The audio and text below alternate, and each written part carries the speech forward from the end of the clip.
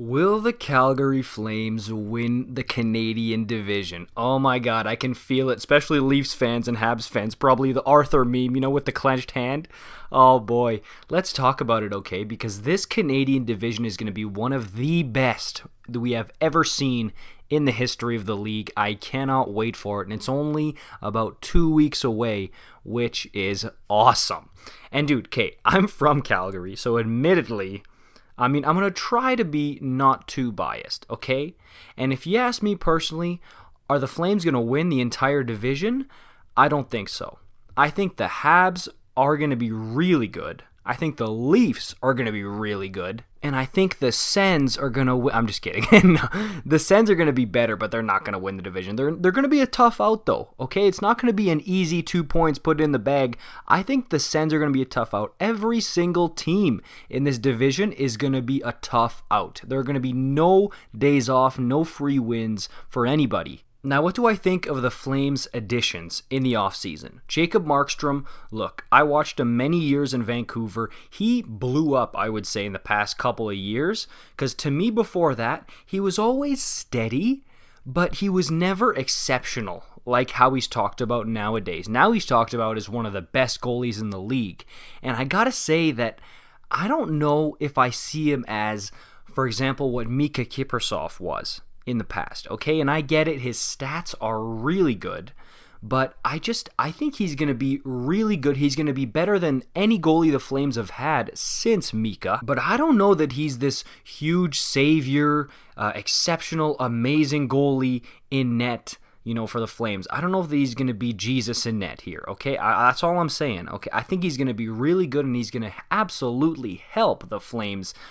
in net, but I don't think he's going to be some huge savior that some people make him out to be. The good news for the Flames, however, is the defense. I think the defense is really strong. And yes, Mark Giordano, he's on his last legs here, okay? I mean, if you saw him in the playoffs last year, he was a little rocky, but he is in amazing shape. He always shows up like in the best shape ever. This guy is a machine out there. So he's going to come back a bit better, but even if he doesn't, guys like Rasmus Andersson, he's going to take a step. He is really, really good if you've seen him.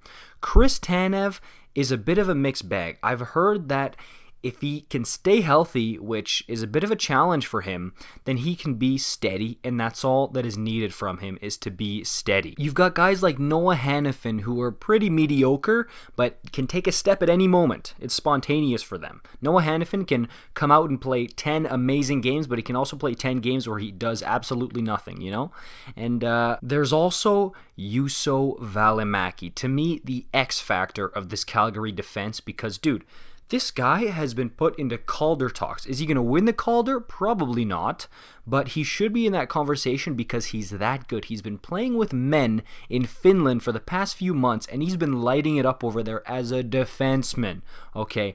And he's solid. He's already got some games in the NHL under his belt, if you'll remember, from 2018-19. So he's got the experience. He's going to be probably nervous, but less nervous than he would have been had this been his first pro season in the NHL. So I would say look out for Juuso Välimäki to possibly become the number one defenseman on this team, okay? I'm going that far with the kid. He's really good. And then we got the forward group. Now, of course, there's 3 names that come to mind in the forward group. John Scott, Brandon Bollig.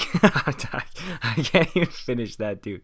No, it's Tkachuk, it's Monahan, and it's Gaudreau. And yes, dude, the fire under Gaudreau and Monahan is big right now, okay? They have a lot to prove, a lot of pressure under them right now. So let's start with those two. Now, yes, they did have a down year last year, but last year was just a crazy season for everybody, okay? And a lot of people are saying, oh, Johnny's done, Monahan's done, trade them both, mostly because of their playoff performance. And you know what?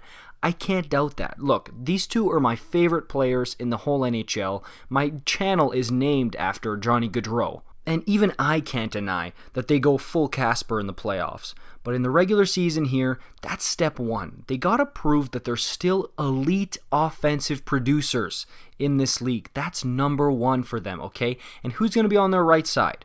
Is it going to be Lindholm? Is it going to be Levo? I don't think Simone's going to be up there. A lot of you guys are going to say Dominic Simone played with Sidney Crosby in Pittsburgh. I don't think it's going to be him. Honestly, if you ask me, I think Josh Levo is going to be a really good fit up there, okay? Because Lindholm, he does work up there, but we've also seen that Lindholm can work either second line right wing with Tkachuk and Backlund or in a center position. But I think Monahan and Gaudreau coming in with something to prove are really going to light it up in the regular season. Watch out for them. And then, of course, we've got the face of the franchise now, the guy that everybody thinks about when you think Calgary Flames, Matthew Tkachuk. Look, it's only a matter of time before this guy gets the C strapped onto his jersey. He is going to be the captain of this team in the future, and he's already maybe the biggest leader and catalyst on the team. He's for sure the biggest catalyst on the team, dude. So it's just a thing of, is he going to take another step forward, or has he reached his ceiling? Because remember, he's scoring 25, 30 goals every year, caps out at 77 points, and he's also a pest. He hits like crazy. What do you guys think? Can Tkachuk hit the 90, 100 point mark? I personally don't think he can. And I am a big Matthew Tkachuk guy, okay? I'm a fan of Matthew Tkachuk. But I think he caps out at 75, 85 max in points and 30, 35 goals, which is incredible for a winger like Matthew Tkachuk. And he does so much more. He fights, dude. He fights 6 times, 7 times a year. And he hits, and he's got incredible hockey sense, and he does so much more in terms of leadership as well. Then you've got the next tier of guys who need to take a step forward. The Mangiapanis of the world, Dylan Dubés of the world. Even a guy like Sam Bennett, who, yes, disappoints at times, but look at him in the playoffs. In the playoffs, he was maybe the Flames' best player. Yeah, dude, I would go that far, the best player on the Flames in the playoffs. So if those guys can take a consistent step forward, and you've got Tkachuk going, Gaudreau and Monahan going, I really do think you got something special here, because you know Backlund is going to be consistent for you. Lindholm is going to be really consistent for you. So if all that comes together, dude, the Flames are a force to be reckoned with. And in that scenario, I pick them to win the division. But dude, you need everything to go perfectly and to go right, like it did a few years back for them when they won their division and then they got clapped by Colorado in 5 games. So to me, the Flames need to be looking on the playoffs, okay? You need to look at, and of course a lot of you guys are going to say, oh, well, they need to make the playoffs first. Yes, of course, okay? But you need to have a good system, a good team that works together.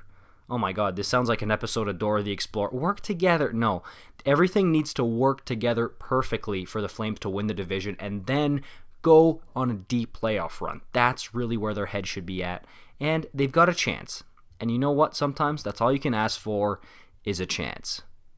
But then again, the Sens also technically have a chance.